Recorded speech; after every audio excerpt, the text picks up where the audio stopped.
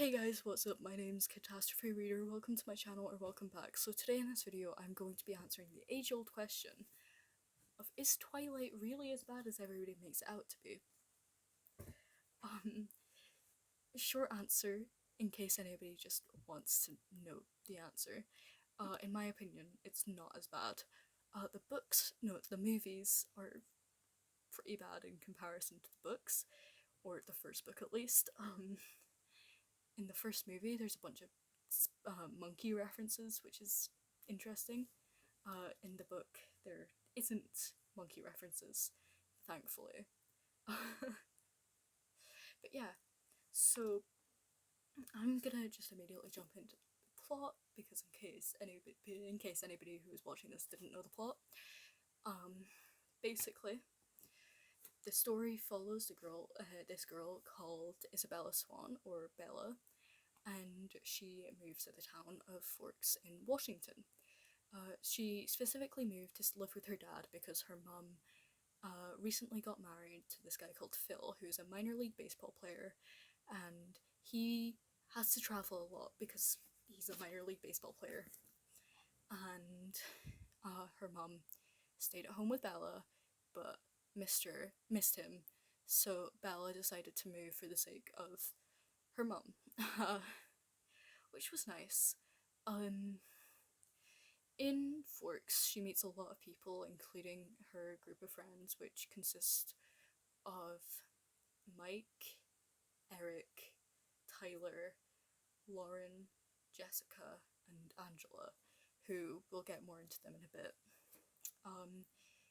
Her dad's friend Billy Black and his son Jacob Black, and the most important ones who she met, the Cullen family. The Cullen family, it turns out they're vampires. I'm just gonna jump right into that. And she finds out after falling for the youngest son, which is Edward.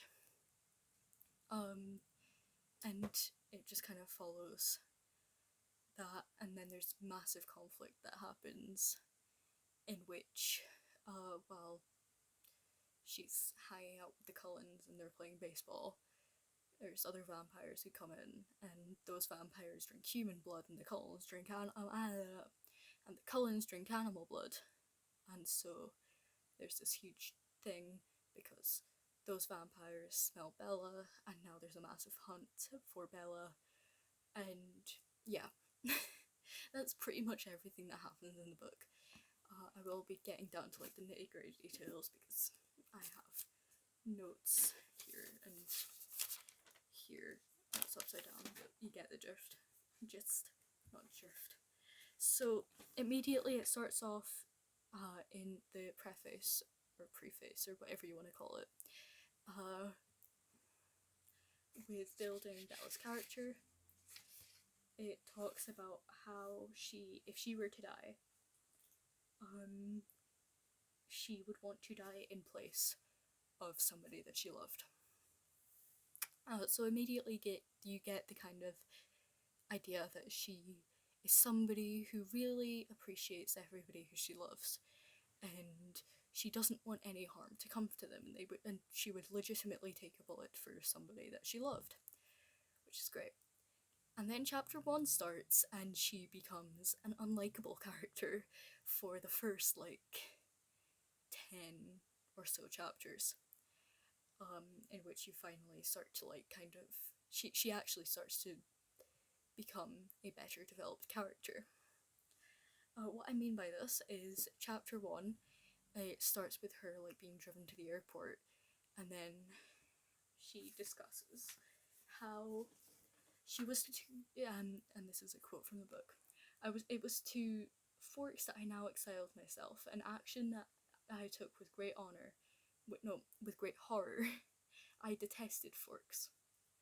She never actually specifies why she hates Forks.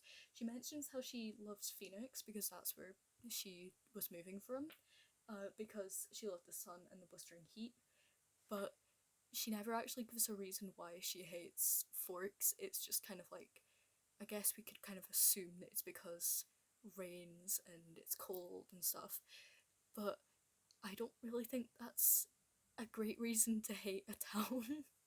Like, surely there'd be more reasons than that. And then on that, without even having to turn a page, on page 5 as opposed to page 4, she's really rude to her dad. First off, she calls him Charlie, which, aside from to his face, which, okay, call your parents whatever they want, do whatever. But then, so he announces that he found a really good car for Bella. And so she gets really suspicious because obviously her dad's, why would he get her a car? Obviously it must be a bad car, and I don't know. And there's also, she also, on page 11,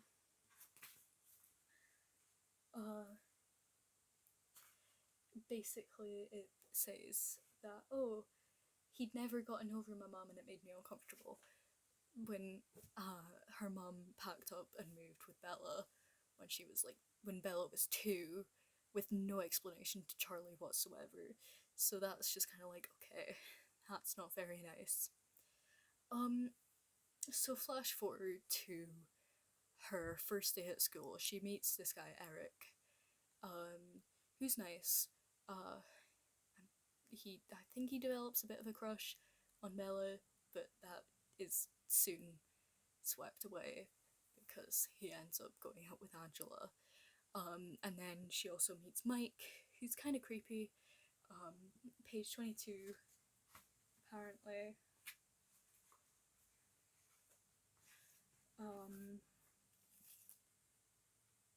Oh yeah, he keeps talking to her as opposed to getting dressed, to going to guys' changing rooms and getting changed into his gym clothes, which is kind of weird,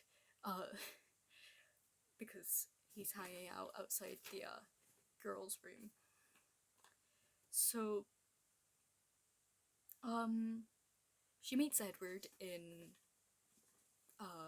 biology, and Edward acts a bit strange, and you later find out it's because he likes the smell of her blood, and he's thirsty and he wants to drink her blood, and he's trying so hard not to. Which it's explained better than I explained it. I'm just giving the gist of it, because I'm not great at explaining things through through spoken words. So yeah, it's around page 125 that Bella actually starts to become a likable character. If I can find the reason why, I will give you it. Did I write down the wrong page number? No, it's right here. Okay. Yeah, so basically, Mike asks her to the dance, and she's all like, oh, I wouldn't like that. And then he asks her on a date, and she says, oh, I don't think that'd be a good idea. And so he's all like, why? And she says, well, it'd hurt Jessica's feelings. And he got really confused, and she was all like, really? Are you blind? She likes you. Which, I don't know, that just kind of shows that she's a good pal, I guess. Yeah, there's a bunch of kind of moments which you're kind of like, okay, this was done so much better in the books than the movies, or this was done so much better in the movie than the books, though I don't think I ever really thought that once reading it again. I remember back when I first read it when I was like 9, I was like, oh my god, this was so much better in the movies. But in my opinion, book Bella is so much better than film Bella. She's got a much more fleshed out character, which is really, really interesting. So yeah, there are a few unlikable characters. It's primarily Mike. Mike's just not great. He thinks he has a say in who Bella dates, which, shut up. Like, I get if you're like trying to warn her about, like, oh, I don't think he's a good guy at all, but he just wants to stop her from dating Edward because he likes her. Like, she's not gonna get with you, mate. You don't have a chance. Shut up. And then there's this entire like subplot with Billy Black and Jacob, in which Billy is kind of very superstitious and very much so follows the whole stories of his tribe, which entail stories about the Cold Ones, which are the Cullen family, the vampires, and how they're bad people and stuff.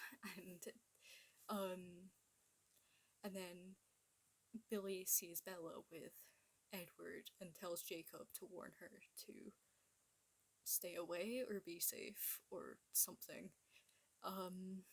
which is interesting. You learn more about why in the second book, I think.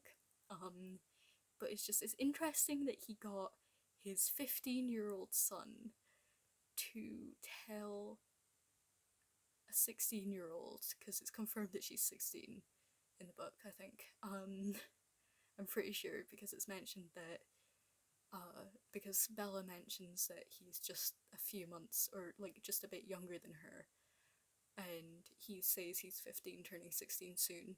So yeah, but anyway, it's interesting that he got his 15-year-old son to tell Bella to stay away and that we will be watching, which is interesting. But yeah, so then the massive like climax is that these three vampires from out of town who drink human blood as opposed to animal blood, which is what the Cullens drink, hear them playing baseball during a storm, or stumble upon them playing baseball during a storm, and ask if they want to play. And there's a bit of ask if they can play.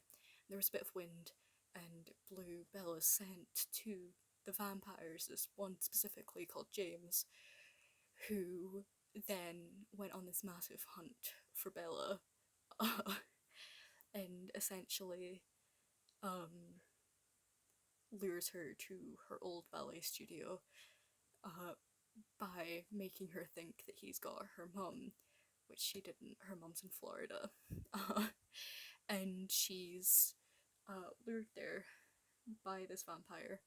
Turns out that her mum isn't kidnapped, and he like drinks some of her blood, and then he bites her pretty much, and so she's got the venom running through her body, as well as a broken leg and broken ribs and a lot of other injuries. And then all the Cullen family come in, and Edward has to suck the venom out of Bella, and he's scared that he won't be able to stop, but he does stop somehow. Like, it's legit. He's just like, I don't know how I stopped. I guess I just love you a lot, or something. Which, like, this is the issue with Edward. He doesn't like to explain things properly. For example, there's this car crash scene, or kind of car crash scene, in which Tyler, it's like snowy, and Tyler goes round corner too fast and almost crushes Bella. But Edward like runs over and stops the van before it's too late. And afterwards, Bella's all like, "How did you get over here so fast?" And he's all like, "Oh, well, I was there right beside, like, I was beside you the entire time." And then she was all like, "No, you weren't. Even Tyler didn't see you." And he was like, "Yeah, well, no one's gonna believe you." Like, just say something that makes sense, as opposed, because that nobody's gonna believe you. It's just going to make you seem more suspicious. All in all, though, as opposed to the slight bits of dialogue which are kind of a bit dumb, Twilight is a good book. There are some scenes which are kind of stupid or kind of unnecessary, but all in all, it's a good book. It's not amazing by any means. It's not something that, you know, nobody's done before. Obviously, I mean, 50 Shades of Grey is legit a Twilight fanfiction. I've never read it because I'm 16 and it came out when I was like 4, but still, it actually came out when I was like 8, but still, yeah, so all in all, Twilight's a good book. It's not amazing. I would probably rate it like 3.5 to 4 stars, which to some people probably seems very generous, but it's a good book, and I don't believe Stephenie Meyer deserves all the hate that she got. And I mean, now she's pretty much disappeared off the face of the planet, and I think I might write or film an entire video ranting about it because I'm actually so annoyed. But in 2017, she announced that she was writing a swap POV of the first Twilight book, which is what I just said, and then like a week later, the writer of 50 Shades of Grey announced that she was doing the same thing, and it deterred Stephenie to the point where there's now an indefinite hiatus, and that's annoying. All in all, I would definitely recommend that you would read Twilight. It's a book that obviously not a lot of people read because there's a stigma against it because the movies weren't great, especially the first one. But you have to also remember that the first one was a legitimate indie film. It's a good book. It's a good book. Thank you for watching this video. If you liked it, feel free to leave a like. If you have any opinions on Twilight, feel free to leave them in the comments below.